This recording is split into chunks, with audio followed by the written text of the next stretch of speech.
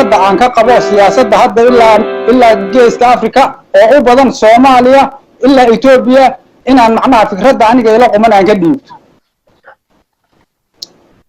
fikraddan aniga waxay ila tahay Soomaali weyna way maqashaa kullay siyaasiyiin ka soo jeeda Soomaaliya iyo siyaasiyiin ka soo jeeda Ethiopia yaa si toos ah uga wada shaqeynaya siyaasiyiinta ka soo jeeda Soomaaliya xisbigii Farmaajo iyo Fahad Yaasiin ee talada laga qaaday ilaa hadda ciidanka militariga ee Soomaaliya waxa hogaaminaya waa iyaga korna ninka la yiraahdo odawa ninka la yiraahdo Xijaar arrintan macnaha maaragtay weerarka ee lagu qaaday kilalka shanaad si toos ah wax ugu iyaga oo macnaha maaragtay mabdii Farmaajo iyo Fahad Yaasiin wata sababta ay Soomaali weyn ku garan kartana waxa kamid ah 80,000 ciidan ka badan bay hogaaminayaan ama ay hor joogaan xabaduna agtooda ka dhacaysaa al-shabaabna macnaha heerka ay Soomaali ka joogto waa la ogaa loomana dhaqaaqayo hakale labaad xagga Soomaali galbeed iyo ilaa Ethiopia oo iswadata si toos ah in iyaguna waxan u ogyihiin baan aragsana Mustafa Muhammad ninka la yiraahdo madaxweynaha waxay la tahay isaga oo ku ilaashanaya kursigiisa inuu macnaha taageeradii ay Farmaajo isaga iyo Abiy Ahmed la garab taagnaayeen si toos ah inay isla ogyihiin baan aaminsanahay ninkan la yiraahdo madaxweynaha Ethiopia ra'iisul wasaaraha Ethiopia Abiy Ahmed arrintan wuu og yahay nin dhintay oo Soomaali ah oo Ethiopia ka tirsan ku dhintay oo Oromo oo Ethiopia ka tirsan ku dhintay oo Anfar oo Ethiopia ka tirsan midna dan kama laha siyaasaddan lagu wajahayo Masar ee lagu sheegayana waxba kama jiraan baan leeyahay anigu aragti ahaan Soomaali weyni dawladda Masar la yiraahdo quwad hadii la yiraahdo Ethiopia Soomaaliya caawimo uma weydiisanayso سفيان mucaarad intay soo abaabusho macnaha maaragtay wadanka Soomaaliyeed ay keeni kartaan ma jirto hadii laga tagi waayo waxaan idin xaqiijinayaa Masar iyo nimankan inaynan macnaha maaragtay xagga dawlad Carabiga kolka la yiraahdo isba arki karin shaqana ayna isku lahayn صح marka anigu fikrad ahaan hadii aan macnaha Soomaali intii macnaha aniga ra'yigayga aan wax u sheegi lahaa waxa weeyaan dawladdan Xasan Sheekh Maxamuudna dardaaran baan siinayaa meel kasto ay joogto Soomaali live kaasna ha sii share garayso واقتي مركا waxaan rabaa inaan guudiyo Axmed inaan guudiyo rabaa kow weerarkan la soo qaaday ee al-shabaab laga soo qaaday waliba galmudug laga soo qaaday nimankan al-shabaab argagixisada ay soo qaadeen ay ku soo qaadeen gobolka ogaadeen iyo aan ku soo qaadeen muxuu ahaayay Somali State yaaka nimankaas ka dambeeyay ujeedadu maxay ahayd maxay ku salaysan tahay waxa dunya inaad dadka inaad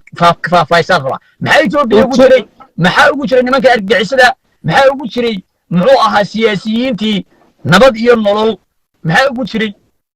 muxuu ahaayay qoomiyadahan kale ee kilka maxaa iyagana ugu jiray waxa la rabaa wixii maartay inaad faahfaahino horta taasi waa taas su'aal kale waa ku diido Masar waa ka diido doonaya Soomaaliya maxay heshiis ka dhaxay muxuu ku salaysan yahay maxaa loo arkaa dad badan maxay laakiin ay iska weydiinayaan Masar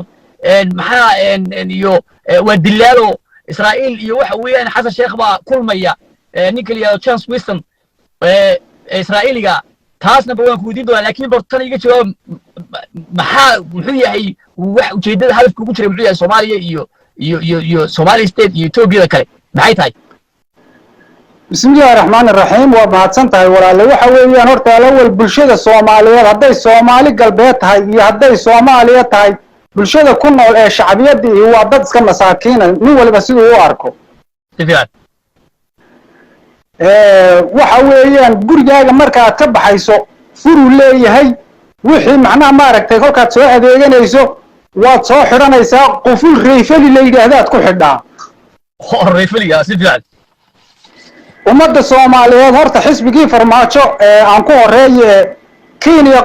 dawladdan Kenya oo masaakiina oo gabdhaha Soomaaliyeed awoodda macnaha rag iska badbaadaya gabdhaha Soomaaliyeed ee Soomaaliya ku nool ayna soo hawaysan karin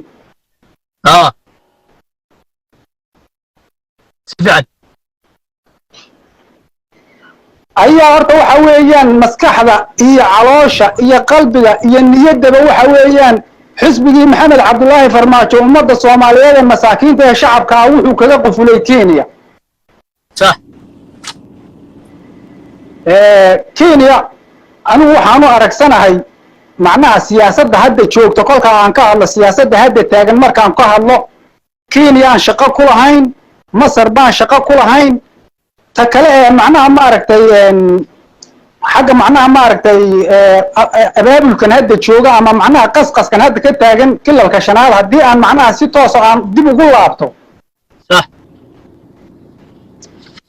waxaan anigu oran lahaa qodobka ugu muhiimsan horta dawladda Soomaaliya ee cusub baan u soo jeedinayaa haddii macnaha ma aragtay indheer garad uu ku jiro ama dad caqli leh ay ku jiraan سفعل nimanka aan magac dhabay ee aan soo hadal qaaday ee ciidamada hogaaminayana haddii ayna arrintan wax ka ogeyn dhinaca ay xabaddu ka socoto mooyee dhinaca kale 70,000 oo askari ay ka geliyeen al-shabaabna sidaa lagu soo afjaro haddii ay cadaalad meesha taallo weyn سفعل Soomaali galbeed iyo militariga macnaha Soomaali galbeed ee new police ee ciidamada Soomaali galbeedana iyagana hal fariina baan farayaa صح meeshan Farmaajo iyo Abi Ahmed iyo Mustafa Cagjar iyo Fahad Yaasiin yaa shaqadan ka dambeeyay ee qof walba oo macnaha xil umadeed oo ummad Soomaaliyeed haya waxaan oran lahaa arrintaa laga fiirsado صح marka insha Allah haddii alla idmo wixii akhbaaraada ee kale ee soo kordhana walaal